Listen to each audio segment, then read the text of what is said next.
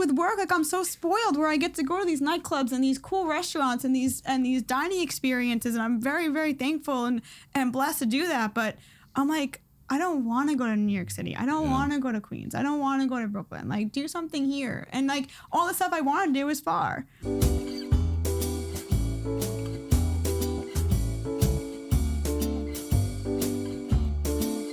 Welcome to Staying Hungry. Today's guest is Alyssa Guidice. Guidice. Sorry, I asked it before and I still messed it up. But, just say Alyssa, it's fine. In my brain, I'm even going to say Guidice from the show, but no relations to Joe and Teresa. No. Yeah, but our last name just spelled differently. Their names spelled different. Gotcha. But Alyssa, thank you for coming on. We've been friends for a couple of years, and where do we start? Maybe I don't know. Well, I'll say within the past year, I know this. You got married. Yes. Bought a home. Yep. You still live in the same community that you grew up in? House, yeah. Well, not same house, same town. Yeah. Same town, which is awesome. And you always just have so much going on in a great way. But why don't we start with Dine LI? Okay. Yeah. And even more than that, give us like how hospitality came into your life. I know you started your business at 18 years old, but did something start sooner than that started to build some passion, desire into hospitality? So I worked, my first job was at Ivorone Brothers. I was a cashier there. Okay. And then I moved to the bakery department, and it kind of sparked my interest in baking. I always liked baking. My grandpa, my mom's side, and my grandma on my dad's side, they always baked. They always made the Christmas cookies for Christmas and the different types of cheesecakes and this and that. So you were around that. I was around that pretty much. Yeah, okay. Growing up. They're both incredible bakers, and I just kind of, I guess, got that knack. I used to always like to make chocolate chip cookies, and I perfected my recipe at a young age. And I just I never really thought I would be in this type of industry. I always wanted to be a history teacher. I still do. Maybe in 20 years I will be. Okay, awesome. So yeah, I always want to be a history teacher, and it's funny. Like I go back to my high school sometimes to visit, and they're like, "How the hell did you end up here? Like you always wanted to be a teacher. You always talked about being a teacher." And I was like, "Yeah, I don't know. I'm just here." And you went to St. Anthony's. I went to St. Anthony's. I remember we talked about that. Yeah. Mm-hmm. And you graduated from St. Anthony's with what degree? Nothing. It's a high school. Excuse me. Yeah. After high school, you went on to... So I went on to Monmouth University. I went for history and secondary education. My parents cut that out real quick. They didn't like the fact that I was away. They didn't really want me to be in all this debt. And then at that time, there wasn't a lot of teaching jobs available. So they were just like, no, like, it's not a good move for you to stay here. Like, why are you going to come out with all this debt? You're not going to be able to pay it off. And I'm like... Basically, there's a lot more to that story, but we're gonna cut that down. And then they're like, "Well, why don't you go to culinary school? There's gonna be a lot of jobs in the industry." And I'm just like, "All right." And they're like, "We'll pay for it." And I'm like, "Okay, fine." So I went free education. So I'm like, I went to Suffolk Community College. So I went to in Riverhead. I went to their baking and pastry program. They have a culinary program out there, and they did a dualship program with SUNY Delhi, so I was able to get my bachelor's degree through SUNY Delhi through Suffolk Community. So I was kind of paying the same price as Suffolk Community to get my bachelor's degree. So my bachelor's degree is in business administration with a concentration in food and beverage, because that's kind of what we did. So learned how to bake. I did take a culinary class. It just wasn't for me, and I have a seafood allergy, so cooking around fish and meat were just not friends. It didn't work. So I continued on the baking path, and on the side we had other courses. So we had cost control, so learning about food costs. We had sanitation classes. We had anything you could think about, and then we had wine and bev class. And at first I was 19 when I was taking the class, so and of course you're learning, so we were able to taste alcohol a little bit and stuff just to learn. Nothing crazy. It was like probably like that much, if that. And I was like, I don't know if this is for me. And I don't come from a family of like drinkers. Like my family never drank. Now they do, because I, over the years I taught them, and and I just bring home all these samples. But yeah, so like I just never really grown up like around it. But then my uncle, he's in the wine and spirits industry, so I kind of knew a little bit about it from him. I just knew that we just got to do cool things on his card or whoever at the time, so a while ago. So then I kind of figured things out from there. So I basically went from working at Ivor Brothers, went in the bakery department, then went to culinary school, and then I was working at Starbucks at the time, and that's when kind of my business came into play. And my customers at Starbucks would ask me what I was doing, and I'd be like, oh, like I'm going to school to be a pastry chef, and they're like, oh, do you bake on the side? I was like, no, not really, and then eventually kind of sprung into the baking business. And the business called A Pound and a Half. A Pound and a Half, cookies and cupcakes. Which is your logo. Yes, it's me. It's me. Yeah. Awesome. So then I went through a period of time where I developed an eating disorder, and I didn't like food, and I was afraid of food, and food wasn't for me. And my sanitation class in culinary school kind of triggered that. I was afraid to eat. I just thought, like, that piece of chicken's going to get me sick. That leaf of lettuce is going to get me sick. I don't want that. I won't eat that. Like, and I just I didn't like stop eating, but I stopped eating. Okay. And I think I was looking for something to help make me love food again. I tried doing the therapy. I tried going to a nutritionist. It didn't help, and I just felt like there was something missing. And when I felt I was able to love myself and love food again, I started looking for jobs. And at the time, my dad needed me to get health insurance and stuff like that. He was going through some job changes, and I was like, all right, so I got to figure out what I want to do. And I didn't want to open a bakery. I think I was over it at that point. I was like, all right, my dream of opening a bakery. I'm doing well, doing what I'm doing. This is fine.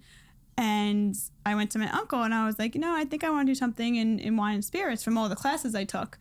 And he's like, well, I don't want, no. He's like, you have no sales experience. I'm like, oh, I have my own business. He goes, that's not sales experience. And I was like 21, 22 years old. And he's like, no, you're not doing it. I'm not getting you a job. We need to get sales experience.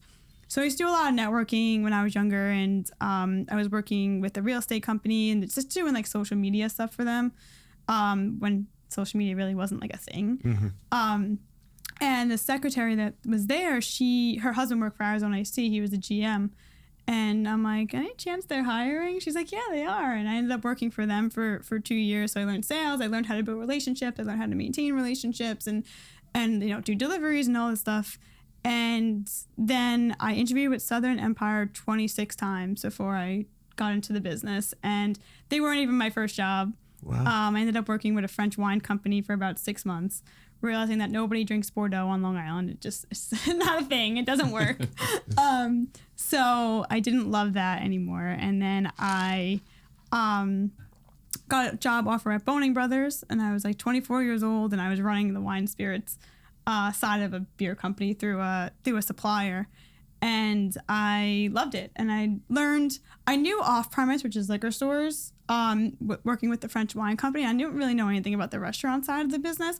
So that's kind of like what opened the whole restaurant side of my career, is working there, because I started working with bars, I started working with restaurants, I started working alongside the beer reps. They were introducing me to this person, introducing me to that person. I was like, oh, fuck off-premise. On-premise is so much more fun. And that's what you say when you're 22. This is here on Long Island? Yes, yeah. Okay. Covering Long Island. Got it. So I was like, oh, this is so much more fun than dealing with liquor stores all day. So then I finally got an opportunity to work at Empire. So I left Boning Brothers to go to Empire. And so they gave me like a small little route, and most of it was like new business and new openings, or people who are in business and just have smaller accounts, or like, just losing their way. And this is 2018, 2019. And the number one question they would always ask me is, how do I get my name out there? How do I do this? And I was like, oh, just join the Facebook moms groups. And they're like, well, I'm a guy. I can't join the Facebook moms groups. And I was like, why not? And this is at a time where Facebook moms groups were a lot more strict than they are now. And I was like, well, I built my businesses on the Facebook mom groups. You guys can too. And like, well, they don't allow advertising. And I'm like, all right, I don't know what to tell you. I'm trying here. So that's kind of where, and we'll talk about it later, but the whole Dine LI idea came to about. But back to my career path. Pandemic hits. I lose my job. Was out of work from March to February of the following year. And then the Tito's opportunity came along. So I worked for Southern, and I was at Tito's BDM for about 3 years. And then I left Tito's to go to RNDC, which is a new distributor that opened up in the market. Realized I didn't want to be a sales rep anymore. I kind of just got over it. And then the Bacardi opportunity came along, and it's kind of how I'm all intertwined. That's where I am today. Yeah. Got it. Still servicing Long Island. I do at Metro New York. So I do Long Island, the boroughs, and Westchester. Nice. And is that retail or hospitality? Both. Both. Yeah. Okay. Which I didn't think I would like, but I like it a lot. Gives a little balance. Of and it just kind of gives me a new perspective on the off-premise. I kind of say you're either an on-premise person or an off-premise person just based on your personality. But I feel like I don't say I mastered the on-premise, but I kind of I'm at that point where I'm like, I know what I'm doing. I need a new challenge. So I kind of see the off-premise now as a challenge, and having both has been pretty cool. You travel a lot every day, in the car? Yeah. Gotcha. Mondays usually we're home, but or Fridays depending on the schedule. But yeah, I'm usually out in the field. And you still enjoy that? Yeah, very much. It's just every day is different, which I like. So. And your business, Pound and a Half, which shout out to you. I think over the years I bought one or two cookie cakes, which maybe talk a little bit about that. That sure. You pretty much if someone's graduating from St. Joseph's, get the logo and mock up a cake to mirror that, which I think was so well received when I delivered it. I mean, people must reach out to. I have to believe they reach out all the time, and thank you for that. But talk about it. Yeah, so I do cookie cakes now. I mean, my business has evolved a lot. I'm in my 15th year, so I just did my 14th year now. My 15th year. So a lot of challenges, obviously I'm going through like everybody else. I dealt with the egg crisis last year when eggs were $300 for 30 dozen. I was like, and there's only so much you can do. There's only so much I can raise my prices. And then, I don't want to lose customers. Still a cookie at the end of the day. Exactly. And I kind of be like, oh, I can go to ShopRite and get this for $8.99. Like, are they really good if I go up? But when I went up from 25 to 30, I didn't really get, people were kind of like, all right, it's fine. Like, no big deal. But I feel like if I go, I really need to go to 35, but I know people won't pay it. So I'm just like, all right. But I know eventually things are going to get better and we'll figure it out. Like now eggs are down, cost of flour is coming down a little bit, but it's just the fluctuation in pricing is just, it's tough for me to keep up with. But yeah, so anyway, so I do the cookie cakes just now just because it's easy, and with the full-time job, I can leave them in my little pickup bin all day. They're fine. I used to do cupcakes, used to do really awesome cupcakes, and the creations I used to make with cupcakes, I used to love it, but just now with work and it got too busy and too demanding, so I had to cut those all out of my product line. I used to do macaroons, I used to do chocolate chip cookies. There was so much I used to do that I just kind of had to cut out just for other priorities now. But do you do that from like a commercial kitchen or? Sometimes, yeah, like for the holidays and stuff. Yeah, like if it's like a week where I have 2 cookies, I'm not gonna go and rent a kitchen for $500 and call it a day. But like for the holidays and stuff, like I'll do it. I also have like the home processing license, so I'm able to operate from home through the Department of Agriculture. So I have that. Nice. I have insurance. I have the whole nine. Are you a one-woman show, yes. or is there seasonality where you have others helping you? Yeah, my family, my little cousins. Got it. Tim. Does your husband now know that? Oh, yeah. I'm cooking. I'm making cookies on the holiday. Yeah, no, he's good with it. I mean, we've been together for so long. We've been together 14 years, so it's just kind of like he built the business. He been through every stage of my business with me, so he knows it all. That's awesome. This is the first Christmas we lived together, so it's kind of like, holy shit, I didn't realize that this is like this much of a production. I was like, wow, that's cool.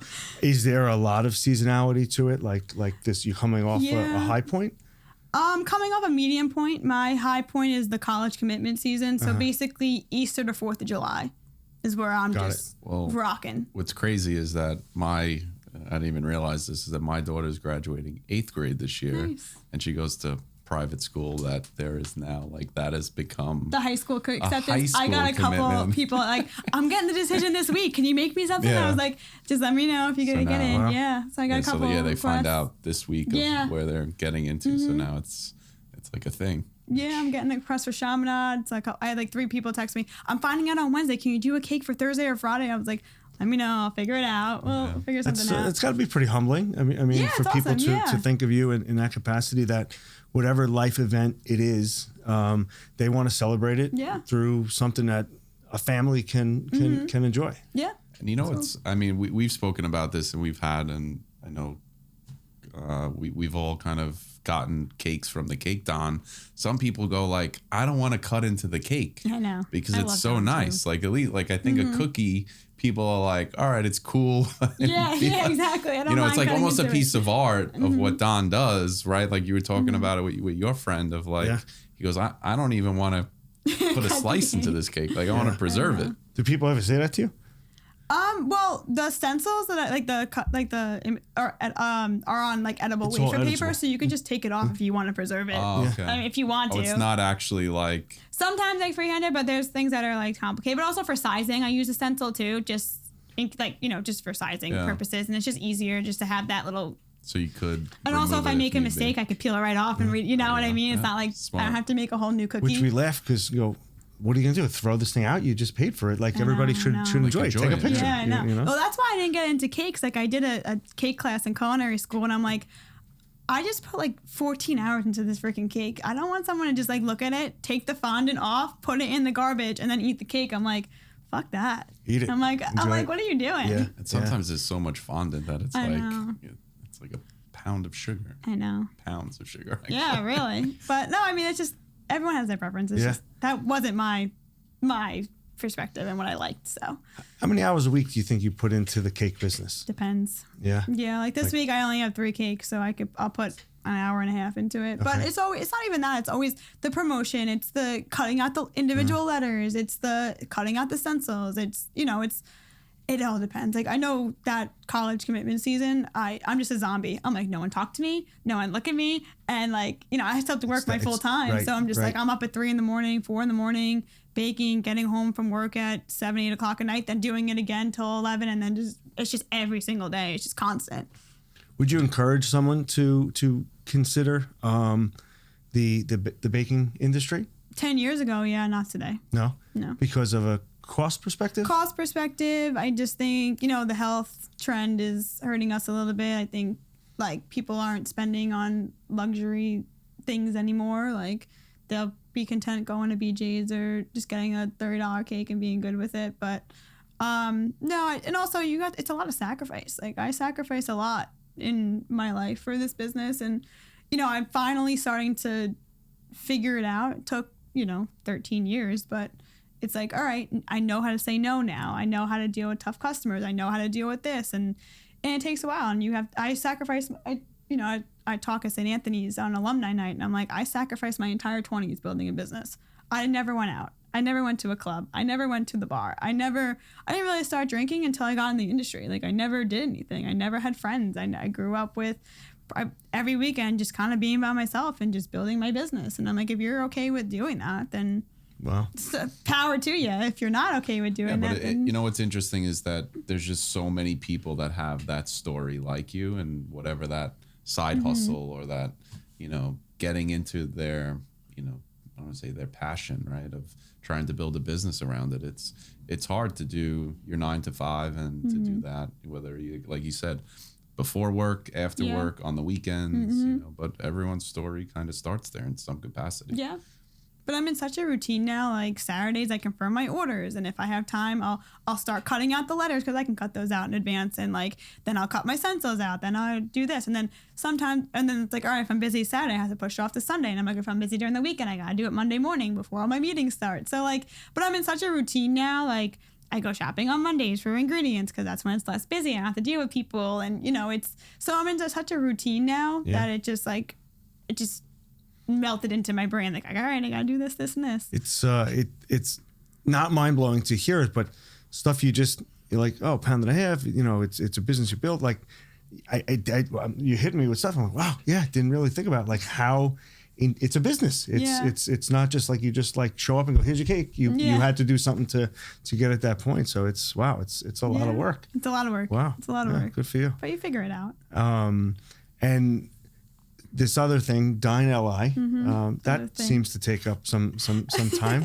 It does. Yeah. So how did that come about, and what is it today? And I know there's a unique difference that you have built a platform of positivity. Is that fair? Yeah, absolutely.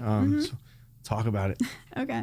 So like I said, I worked at Empire and I was responsible for the new business and you know, how to get their names out there. And I approached other food pages, popular food pages. You know, I'm like, oh, you need any help? They're like, no, we're good. I'm like, all right, no problem.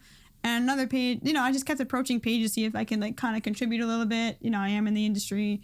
And, you know, I got shot down by all of them and I was like, all right, cool. And then I was on one of the groups and I recommended a restaurant on it. And next thing I know, I'm removed from the group. And I was like, this is weird. So I messaged the admin. I'm like, did I do something wrong? And she goes, you can't recommend friends and family. And I was like, who would I recommend? I'm confused. And she's like, oh, you recommended XYZ. And I saw you did a wine dinner with them and that's considered friends and family. And I was like, what? Like, that's a thing? I'm like, okay, fine, if that's how you want to be. So I call my mom, who's in the linen side of the business, and I'm like, we're starting our own food group because I keep getting denied and I have no patience for this anymore. So we started Dine LI on July 26th. Happens to be my wedding date, too. What year? 2019. Yep. And so we started Dine LI, and I didn't think anything of it. I thought it was going to be like 100 people in it, and we just talk about food all day and stuff. And in our first night, between our sphere of influences, we had like 2,000 members in it. I'm like, holy shit. Like, this is going to be like a thing. And I don't know where I got the idea from. I don't know if my mom gave it to me or whatever, but she had gift cards because, you know, she's in linen and sometimes people give her gift cards. And she's like, and, you know, we're weird in this industry. Like, if someone gives me a gift card to like a restaurant, like, I don't really want to use it because it's like, I don't know, it's like awkward, you know, like I feel bad using. I know I feel bad using a gift card the other day. I feel bad using a coupon. Using a gift card. Like, yeah, I feel bad. Like, I know. It's like weird a little sometimes. So like my mom always gets like, well, I don't know anymore, but she used to get gift cards to like her accounts, and like I just like kind of like, she's like, I don't want to use this. I feel like funny using them. And so she's like, why don't you give it away in the group for people to invite their friends? And I was like, all right. And I forgot what it was. It was so long ago. I forgot what restaurant it was. And then it just started building and building and building from there. And I was like, holy shit, like this is like something. And then we were like kind of going back and forth on like what we want to do with it. And, you know, I kept trying to promote positivity and this is like before post approval. This is before like all those Facebook features were even like brought on. So like I'm like, I don't know, do we allow negative reviews? Do we allow them? But like our group was just kind of started with a positive momentum. So like every once in a while we got like a negative review, and I'm like, all right. And we kind of jived with it because we didn't really know what we were doing. And then I forgot what happened. We put the post. People were advertising like non-food businesses, and I'm like, all right, we got to put the post approval on. So now like we approve every post, we approve every member. Because being in the liquor industry, I was like afraid to like have people that I work with like in the group because I didn't know if it was like legal or against compliance or whatever. So I like screened every member. I was like, no, I know him, he can't be in it, or no, you know, I don't know. It was a while ago, and then so that kind of started evolving, and then the pandemic's really what like got us to like where we are. I remember we started with doing the family meal posting. So I actually got this idea from an old coworker of mine where he got all of his accounts that he worked with and like posted like, oh, we're open, oh, we're closed, oh, here's our deal, this is what we're doing for takeout.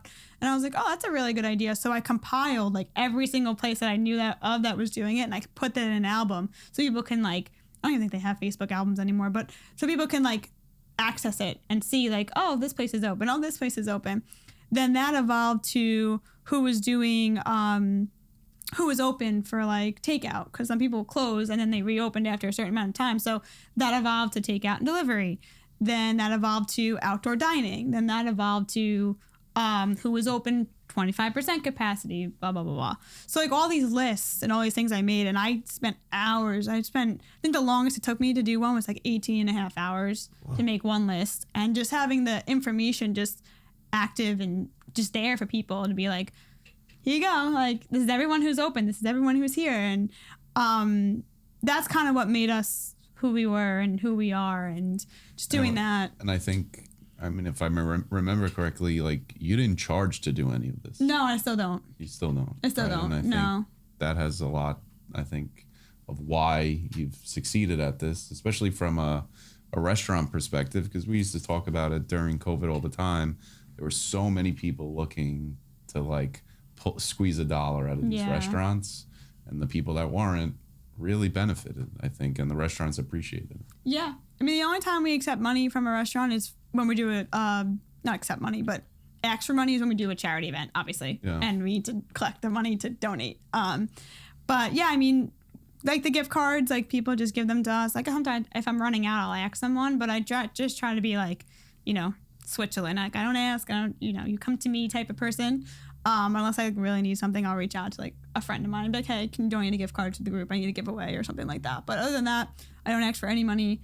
People have offered me money. People have been like, oh, like if I post in your group 2 days a week, I'll pay you this. And I'm like, can't accept that. You know, I get nervous too with my job. Like, I don't know what's legal and what's not legal. I don't want to take money from anyone to seem like a bribe. Like, but that's also, I just feel like when you attach money to something, there's a whole different perspective. And I don't really want that perspective yet. Yeah. You know, like, I feel like we built something really good and I just at this point, don't see the need to charge for it. Who runs the site? Me, my mom. Susan, who now lives in Florida. I think you guys know Susan, right? Susan Perna. By name. Yeah. And then Donna, who's one of my admins. She's wheelchair bound, so she does a lot of the stuff during the day for us while we're at work. And the site, last I recall, is at 50,000. We're at 51.5 thousand people in it. Yeah, it's crazy. Yeah, it's a lot. It's a lot. And it's fun. And growing. Yeah, and growing every day. Yeah, we get about 70 to 90 new members a week. With all that comes along with it over 6 years, 7, we're in 2026 now. Would you do it again? Mm-hmm. That site? Because I would. I certainly follow it, and I see when you say like this is unpaid, there's no money's being made, so it's all just desire and effort. Yeah. And you would do it again? Yeah, 100%. Your mom? I don't know. I mean, she's not as active. She was a lot more active, but now she kind of stepped back. She just kind of lets me run the page and just do what I want to do. Yeah. But now it's a 501c3 charity, so now we have the board. We have a board involved. Well, not the group, but like just the Dine LI entity. What would you say is like the most rewarding part of the group? I guess from your perspective. That I'm helping someone every day. Directly or indirectly, just someone wrote it, like, someone's being like, oh, I looking for a place to go for my son's birthday or my daughter's birthday. Where do I go? And then there's like 50 comments, like, all right, I guess I indirectly helped that person find a place to go. And also that I helped the restaurant gain a customer. Yeah. So it's like that satisfaction. They, do they recognize you? Like you go somewhere and Yeah, but I try to be incognito. Like I'm so behind. You're not looking for a handout, so it's because that's an awkward feeling. It's so awkward. You go somewhere and someone, is buying you a meal and you like the place and you're like, I don't want to go back here. I was telling Vin. We were talking earlier, doing the same thing. Is that we go to clients' places because we like going, not because we want a free meal. Yeah. So Mike was saying, he's like, oh, I snuck in. Like I had I literally was hiding behind somebody, and I did get caught. I don't say caught in a bad way, but he saw me, and I was trying not to, from a polite standpoint of like, give me the bill. I want to pay. It's some people's generosity. You gotta fight some people sometimes. Other people, there's we no appreciate use it. I'm sure sometimes you guys get free. You appreciate it, and just then you just hit the server. We're two guys that give back as much as we possibly can. So in other capacity, or try to promote that person's business where it's tenfold. 10 different families are going there to promote them, and he or she doesn't know who they are, so at least we know that they're paying. Yeah, no, it's good. It's rewarding. It's a lot. And I guess talk to a little about. I know you were very involved in regards to like the Pizza Strong, and was that your idea that kind of originated, or you were part of like the inner circle of organizing that? So yeah, I mean, I was directly involved, but it wasn't exactly my personal idea, but it was in collective with. You did it with Anthony and Jim Serpico. Got it. And there was one more person who was involved in the beginning that stepped back, but they don't like to be named, so. Got it. Yeah. Rewarding? Yeah. Yeah. You did it for the Farmingdale bus. Yep, that was our first bus one. crash. Yep. I remember. Then it was Officer Diller. Officer Diller. And 3 other Stephanie. cop-related charities. Right. And then was there a third? Yeah, for the West Babylon car crash, seniors, right? yeah. And one of those students was a St. Anthony's. Yeah, Jack, he was St. Anthony's person. Got it. It was funny when I was talking, not this past year, the year before, at St. Anthony's alumni night. Someone's like, "Are you the girl who did the fundraiser for Jack?" And I was like, "Oh yeah, that was me. That's me." So it was cool. I was like, "Oh, that's Does that funny. make you feel good? It does. Like I'm very weird. Like I don't the recognition. Like You don't need the notoriety. Yeah, I don't need the notoriety. But like every once in a while, like I give up a lot. And there's some people I'll be like, fuck this, I'm over it. Like, I hate this page, I'm taking it down. Like, and then, you know, like, sometimes I like get that way. And then someone like writes a nice post and I'm like, all right, I guess I am doing something. Something else. One more week. One more week. One more day. But no, I'm weird. Like, I was actually just on the phone with Danny from Vincent's Clan Bar before I walked in. And I'm like, he's like, oh, like, are you wearing your Vincent sweatshirt? I was like, no. I'm like, I'm actually wearing my Dine LI sweatshirt, but I don't like to wear it. And he's like, what do you mean? I was like, I don't know. I never wear this sweatshirt. Like, I think I wore this like 3 times. And he's like, why? He's like, it's your brand. Like, you built it. And I was like, I don't know. Like, I'm very weird. Like, I won't even wear like my baking sweatshirts. Like, I'm just very strange. I'm like, I don't need people recognizing me. I don't need people like talk. Like, I don't mind people. I'll talk to anybody. But I just like don't feel like, you know, I don't know. I don't like the brandy stuff. And he's like, you should. He's like, you're an idiot. He's like, you should wear your stuff. You built great things. You should promote it. Yeah, and he's not wrong. And I don't know, Vin. I kind of feel like similar where we're not probably the best self promoters of just you know. I mean, we like it to be kind of natural. Podcast, I think Crystal was like, you guys should wear something as the logo on it, or like I don't know. I guess it's the same thing. It's like kind of we let the episodes talk for itself, right? I think in your perspective, when you do these events, right, whether it's for, you know, Pizza Strong or the bus crash, it's like to see the volume of people that contribute, you know, through that page, it's like almost like amazing, right? When you really, you lose scope a little of like how many people you're actually getting in front of and conveying that message of saying, hey, go here and buy a pizza on this day. And all of a sudden it produces, I mean, some of the numbers are staggering. Do you know off the top of your head, like, so like Farmingdale was 102, 200. Diller was 181, 100, I think. And West Babylon was 105 flat.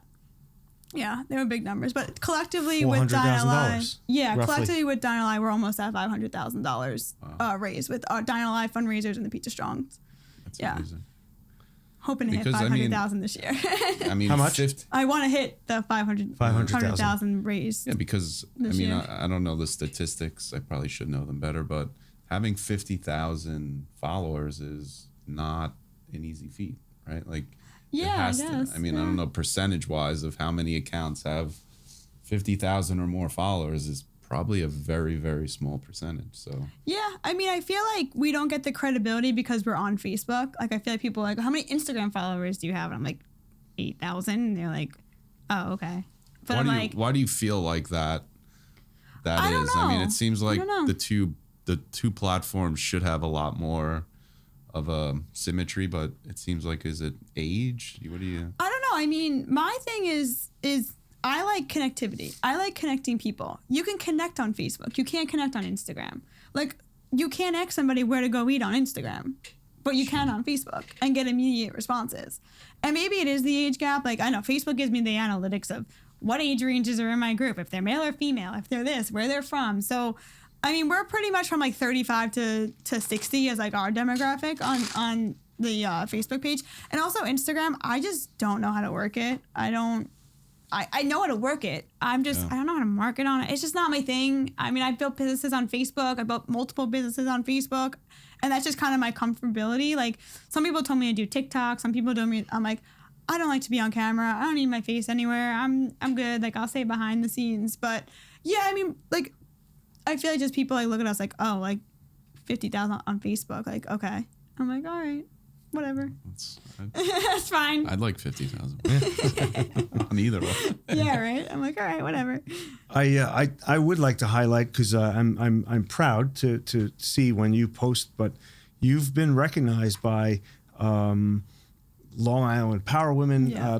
Please don't quote me, but talk about that, because what we always try to do is share a story that could encourage a younger generation, whether male or female, and you're definitely of the young generation, if you will, and no slight to you because you've done so much, but please talk about that, because I think it's important. And like, I always think back, like, you're saying St. Anthony's and going back there and giving back. Like, I think that's unbelievable, because just sharing that story could give someone some inspiration. So,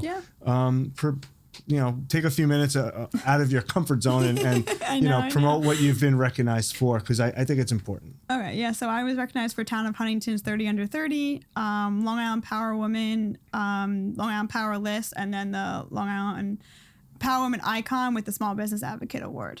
Those are the awards that I've won so far. Got it. And are those you're just picked because of what they see doing, or someone's promoting you because they feel that way, or both? I know the 30 Under 30 was a nomination. Power Women, I think it was a nomination because a couple of restaurants told me, this is a couple years ago, that they nominated me. Nice. And then the other two, I think because I was just recognized before, so the platform knows me, and then they recognized me for the other two. Do some of those restaurants like reach out to you and look for maybe some guidance or offering because they feel like you have such ties to hospitality? Yeah, a lot of people reach out to me and they're like, what can I do? What are people looking for? What are the trends? What am I doing wrong? And, I give the advice of what I see it. Sure. But I'm never going to be like, your food sucks, this sucks, your management sucks, your cocktail menu. I'm like, I'm never going to say that to them. Yeah, and I just don't feel like I should. I mean, I've had a couple people reach out to me. They wanted to rebrand. They're like, what are you seeing? And I'm like, honestly, and I'm openly saying this, there is nothing for 28 to 35-year-olds to do.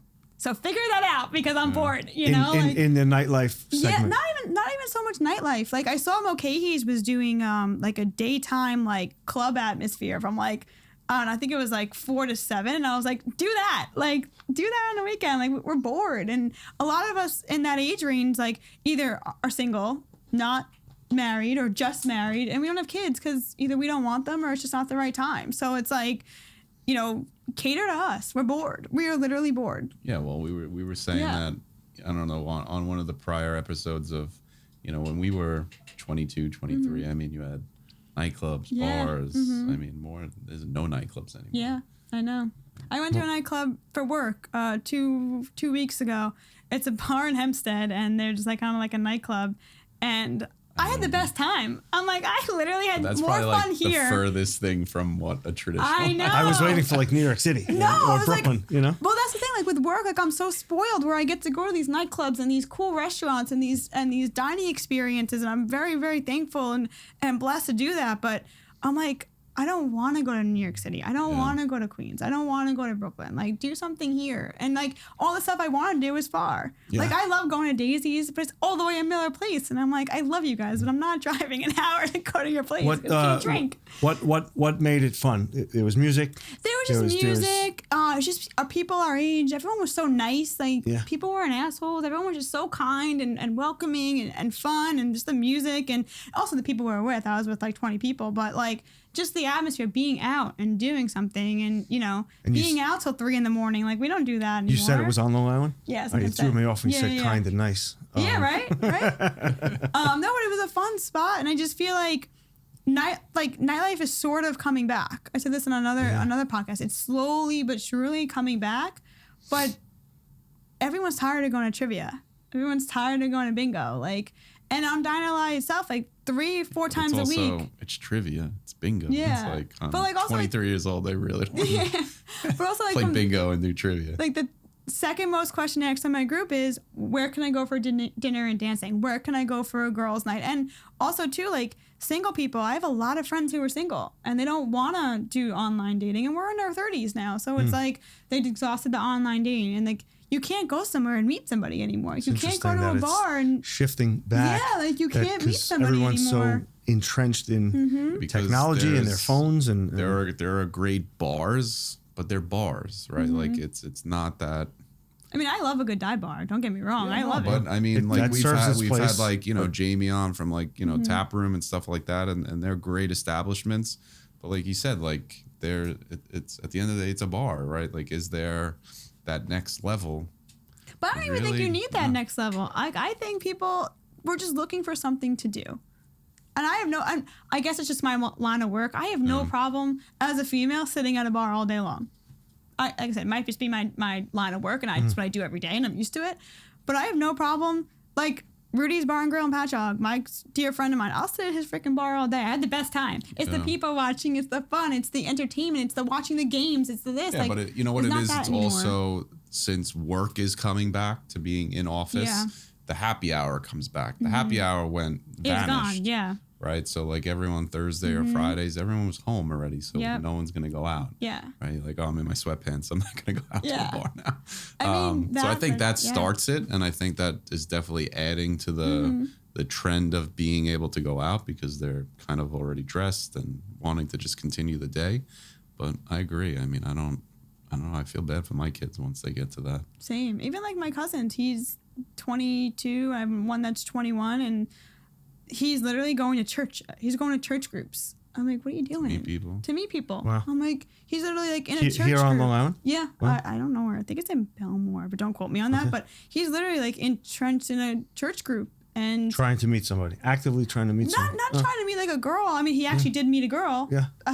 Ironically, but like just to like, I guess, feel included and be a part of something. And I feel like that generation just doesn't know how to be a part of something. Wow. Like he was a senior during COVID, so he didn't have senior year. There's also, you know, I was out Saturday night and I was at a place in Babylon, and I feel like I go out to dinner, you know, with my wife or another couple.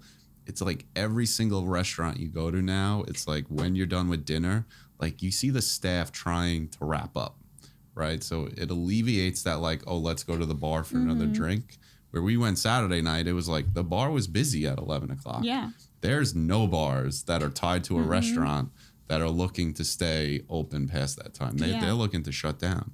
So I think that adds to it also, is that some of these restaurants, people would stay and hang out at the bar, but you know, when you're getting like the side eye from the bartender and the manager, like, no, we want to get the hell out of here. I think that adds to it as well.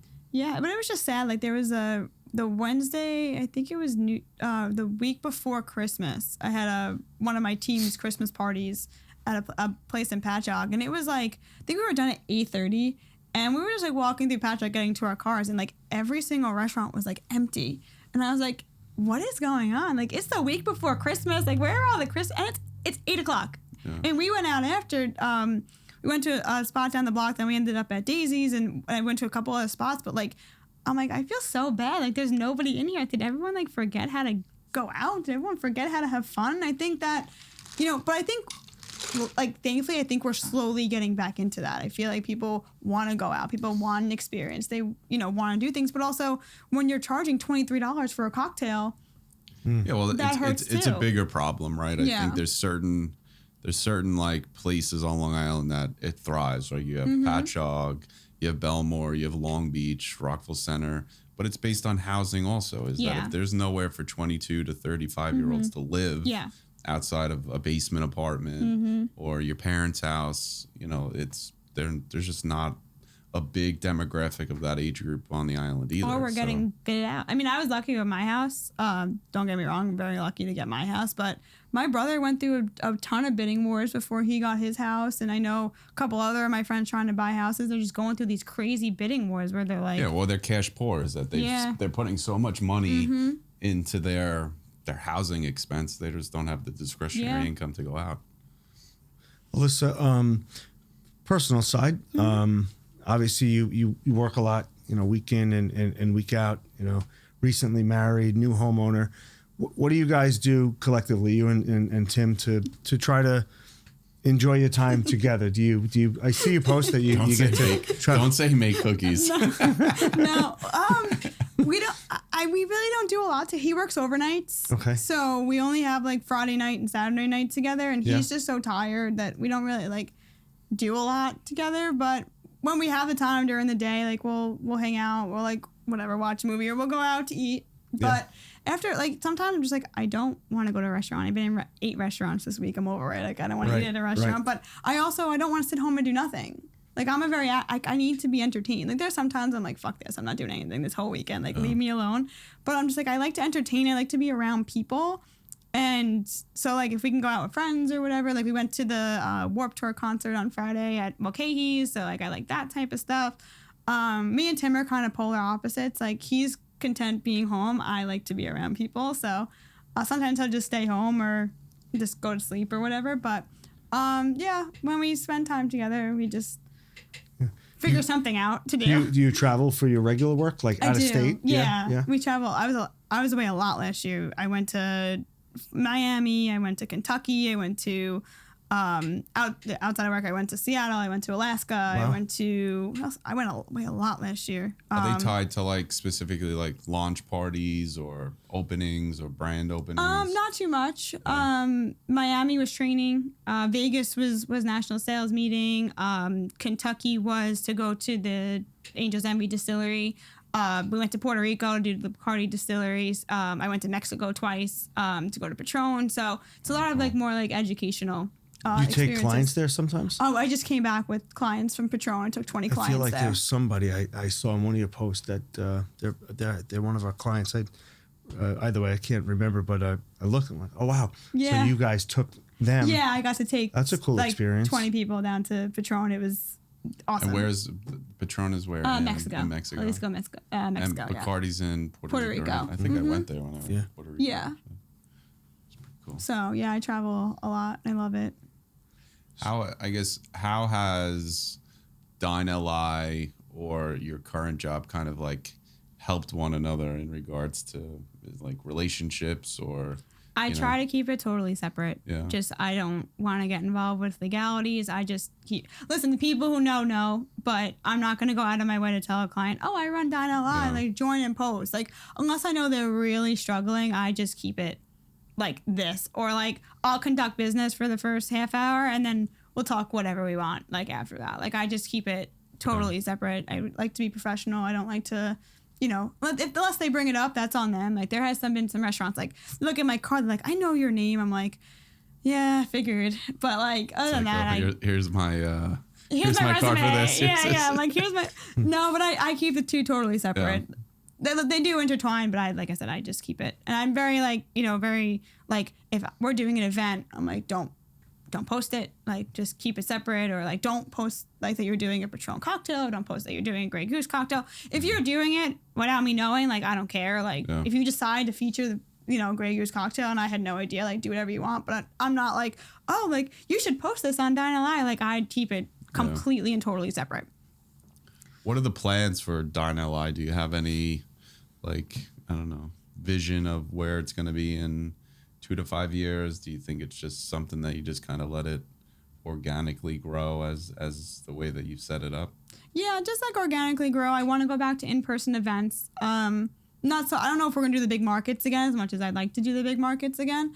But I think we'll just do like I said, getting people together, getting people to meet. Because, like, listen, there's people that I talk to almost every day on Dine LI, and I never met them before in my life. Yeah. I'm like, oh, I know, I'll just like comment and like I feel like you like building relationships with people and like, you never met them before. Yeah, you used to do like almost like was it like like events, right? Like the farmers markets. Yeah. Yes, yeah. No, but even at like I know was it Dirty Taco that you used to do some stuff at or no? We did one at Piccola a long time ago, like that when we first started, like back in 2019. We did a couple of those like dinner events. We just a couple at Meatball and Farmingdale when that was there, but we haven't really done much in the restaurants. I just didn't feel like it was the right time, but I think now we're finally at the right time where I'm like, all right, we're bringing stuff back. And we just partnered with Lessings Group to do a lot of in-person events. Okay. So we're going to be working with them. We're doing a singles night for Valentine's Day, just to kind of just get people out and get people moving. 'Cause I think we're at the point now people want it. Nice. Yeah. I was going to ask, like, the next 10 years, even for yourself personally, like, you're going to go back for the social studies I don't know. I'd history? Like to. Yeah. I like to. But I really like my job and I like the industry. And, I don't know what education's going to look like in 10 years. So I don't know. I'd like to, but that might be when I'm 60. We'll see. Just teach classes on spirits and wine. I know. I wanted to teach at my culinary school. It's just too far. Riverhead's too far to drive to teach a class for 2 hours and go home. But I like to do that. I like to teach. Have you been back to interact in any capacity in a hospitality way through the school in Riverhead? Or? No, not too much. I don't think they really know. Yeah. You know, we're not very big in Suffolk County. We're more like Nassau County, as much as I try to build Suffolk County. Right. But we're more Nassau County than Suffolk. We have a little pocket. Like we have a lot of people in Colmac. We have a lot of people in like East Northport. We have some people in Smithtown. But then we kind of like die off after that. Do the students interact with you, let's say at the high school, and pick your brain and offer some guidance to them? Not as much as I hoped. Last year I mentored like 2 kids. Not like for more, like they did their own thing. Like they're in Miami. One's doing like a landscaping thing. One's doing something in business. But this year I was hoping, like I always give like my Instagrams and my LinkedIn's. I'm like, oh, you can follow me, ask me any questions. But not this year. Last year was definitely more interactive compared to this year. Yeah. Yeah. You encourage higher education in some capacity? No.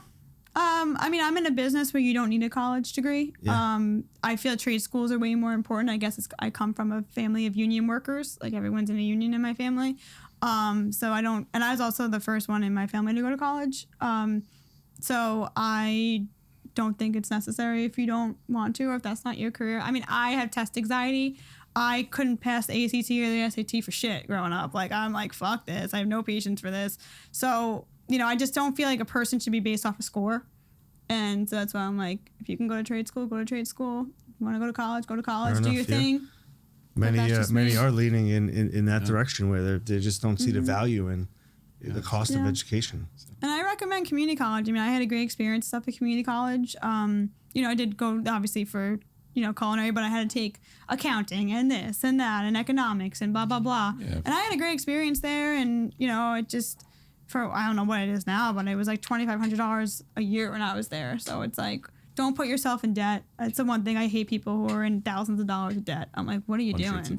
Yeah, I'm just like, I can't. Like, I would be crying every single day. Listen, people who want to be lawyers, people who want to be doctors, you gotta do what you gotta do. And I think doctors, teachers, and lawyers can be underpaid sometimes in what they do.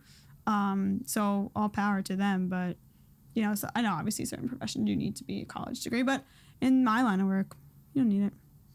You just gotta know how to drink. Yeah, really. Well, even like in the culinary world, like just learn how to cook. Don't get people sick. That's it. Like I was watching an interview on a guy that's like a grand master sommelier, and he's like, oh, I drink probably anywhere between like 300 and 600 different bottles of wine a week. And the guy's interviewing, we're like, holy shit. Yeah. Wow. World of wine is crazy. I mean, I studied wine in and out, and I don't even know. I think I know 1/4 of what is there to know, and I know wine pretty well. I've been to Napa, I've been to Sonoma, I've been everywhere. I studied Long Island wine. I read books. I took WSET classes. I'm certified in this, and this, but I only know 1/4. Do you like the spirits aspect rather than the wine? I like the spirits because it's easier, and people pretty much go by brand in terms of selling. But I like the wine because it's more sophisticated and you can learn. And I also like beer. I like learning about beer because beer is interesting to learn about too. But yeah, I preferably just to job purposes, spirits is my type of thing. But there's people who tell me they like wine better. But it just all depends. It's just preference. Nice. Cool. Would you do it all over again in similar capacity, or besides for maybe going back to teach? No, I would be a teacher. Yeah. Yeah, I would go back and be a teacher. Gotcha.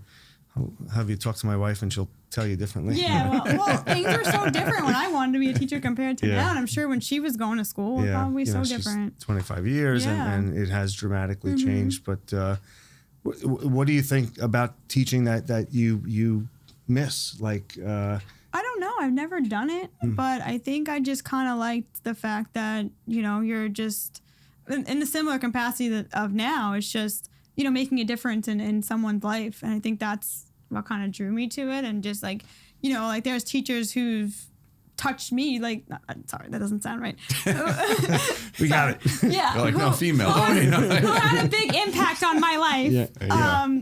And so it had a big impact on my life, and it'd be like, oh, I could do that to children too. So like, you know, that's kind of how I felt with teaching. But I'm sure Mike's wife might be like, oh, let's switch. But I would do older kids. I'll go sell, you know, liquor. Bacardi rum, and you can go teach my fourth graders. Yeah, but I guess everyone else's profession always seems better, maybe a little bit easier, maybe a little bit better, or more glorified, or what have you. But that's I also like the schedule because you're off on the summer, and I love summer. But also, like, I think I always have so many things going on. It's like that, like, we have Martin Luther King Day off, and I'm like, oh, I have a whole agenda of things I'm going to do on my off day for Martin Luther King. Like, a lot of cookies. Not even that. It's just, you know, catching up on Dine LI stuff. Like, you know, trying to come up with some ideas, trying to plan some events. So it's like, I'm off from like my Bacardi job, but I'm still like working. Like, we just had 2 weeks off. Bacardi gives us like 2 weeks off for the holidays. And like, I worked like every single one of those weeks, but I'm like, it was just so nice to have that extra time to like not feel like I'm cramming. And I'm like, oh wow, I got this done by 4 o'clock. I can go to the gym. I can go do this. I can go to dinner. I can go hang out. So it's like, you know, sometimes, or even anything, like even with Bacardi, I have a big project I have to do, but I have to make 3 cakes, or, oh, I have to draw a giveaway on Dine LI. So it's like, it's kind of like, you know, it all kind of forms together and just overwhelms me, but it's fine. A lot of stuff going on. The story's awesome. You know, we're so happy you came on to share, and really, if you inspire one listener, then this was so worth it. Yes. But thank you. Keep at it. You and a £1.50 cookie. Check it out. Alyssa won't disappoint, and look forward to the next event where we could present someone, whatever that logo may be, and we'll definitely reach out. So yeah, appreciate it. Yeah, of course. Thank you guys for having me. Of course. Thank you. Thanks.